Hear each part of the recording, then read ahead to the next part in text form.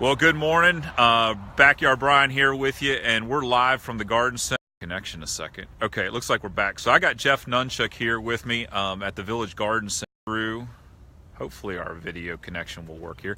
We're going to take a quick walkthrough of the stone yard and show you guys some of the options that we've got and give you a little bit of idea of how these things can be used. So I'm going to start right here, and I'll try to kind of turn this so you guys can see. This is a great rock that we have, that it's just basically a tumbled rock. It's ideal for using for garden features. You could actually use it for a retaining wall, but we use it for ponds and streams like that. It's a very nice smooth rock, and it's excellent for using. Actually, it has that nice tumble look as if it were in a stream. And we have it in different sizes. So the shell casing, how does that get used? Well, we got a wired it cuts down on the trucks that are going by. Exactly. We don't know what that shell. We're losing some signal here, but hopefully we're doing all right. Okay, so then we've got some more flat stone here. What do we got on this? We have two different types of rocks here. This is actually three different types of bluestone, and we've got a brown. It's called a mountain berry blend mix that we have. This is ideal for making small retaining walls or stacking as a veneer.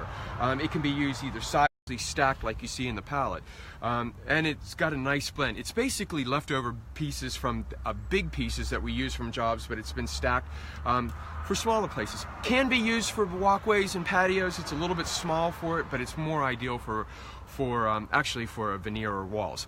Over here we have a Pennsylvania fieldstone. This stone is actually very nice, up to about 2 feet high. Can be used for sidewalks and patios, but because of its irregularity, it's a little harder to use. But we really like using it for just natural, Englishy style, cottagey style retaining walls. Yeah, I love the natural look on that, and even the fact that it's got some moss and those kinds of things that have. It has that weathered looking. All right, so we're going to walk over here a minute.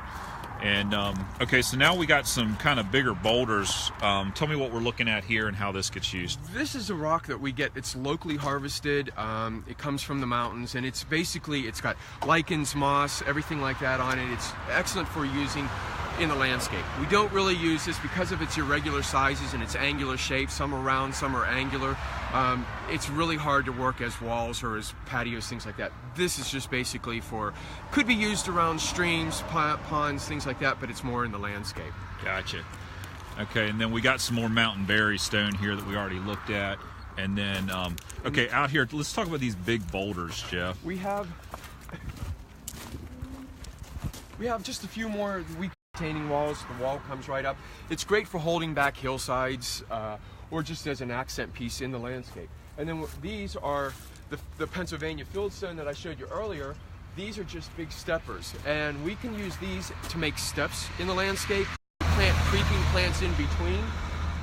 It can be used as water features. We use it for ponds where water goes crashing over it. It's really kind of cool stuff. It's got shells and fossils in it, but it also has lichen, mosses, things like that, so it works perfectly. Where does that come from? Pennsylvania. Pennsylvania. Yep. It comes from the mountains of Pennsylvania that used to be under the sea. All right, let's see what we got over here. Our last ones would be our bluestones.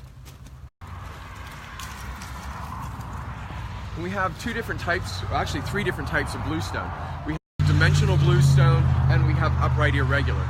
The upright irregular is excellent for using for patios, walkways, things like that, or it can be used as a veneer.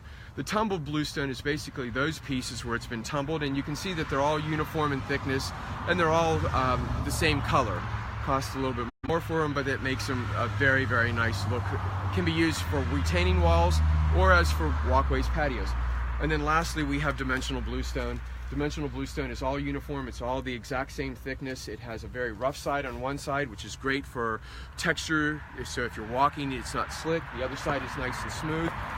And they all come in dimensions of 6 inches. So you can get a very architectural look on either a walkway or patio. It can be used in hearths or fireplaces, things like that. Yeah, and I love the look of those. Those can be used as stepping stones, and I think Jeff told me that you guys even can just go in and cut the sod around them, drop them right in, and create a nice walkway right across the lawn. And if you're not looking for something that looks very formal, whereas the cut bluestone has this very detailed look. You're looking something that's a little bit more natural, looks like it's been worn and weathered, and has been in the landscape for a long time.